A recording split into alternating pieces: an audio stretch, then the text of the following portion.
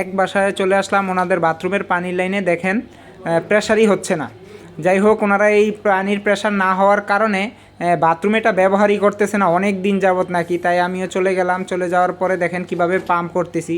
Pump করার পরে দেখেন কি পরিমাণে ময়লা বের হয়। 1/2 ইঞ্চি জিআই ফিটিংস এবং প্লাস্টিক পাইপ, এনাদের আগে করা 1/2 ইঞ্চি জিআই ফিটিংস এবং প্লাস্টিক পাইপ। যাই হোক দেখেন আলহামদুলিল্লাহ, পাম্প করার পরে কয়েকবার পাম্প করার পরেই আলহামদুলিল্লাহ পুরো ময়লার জটলাটা ছেড়ে দিছে।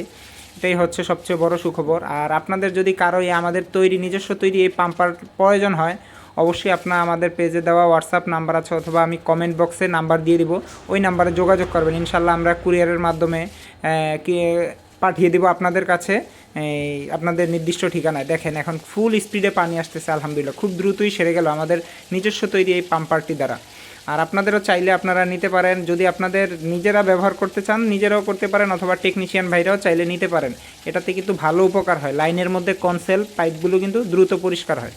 দেখেন আগের কিন্তু অবস্থাতে দেখছেন ট্যাপে পানি আসে না, এখন দেখেন কি ফুল স্পিডে পানি আসতেছে আলহামদুলিল্লাহ। আর অনেকেই বলেন আমরা বাথরুমের ভিতরে কেন আলহামদুলিল্লাহ মাশাল্লাহ বলি। ভাই আমরা মাশাল্লাহ বাথরুমের ভিতরে বলি না, আমরা বাহিরে এসে বলি, আমরা ভয়েস ওভার এডিটিংয়ের সময় দিয়ে থাকি। যাই হোক, পাম্পারের প্রয়োজন হলে অবশ্যই আপনারা লাইন ক্লিয়ারের জন্য আমাদের সাথে যোগাযোগ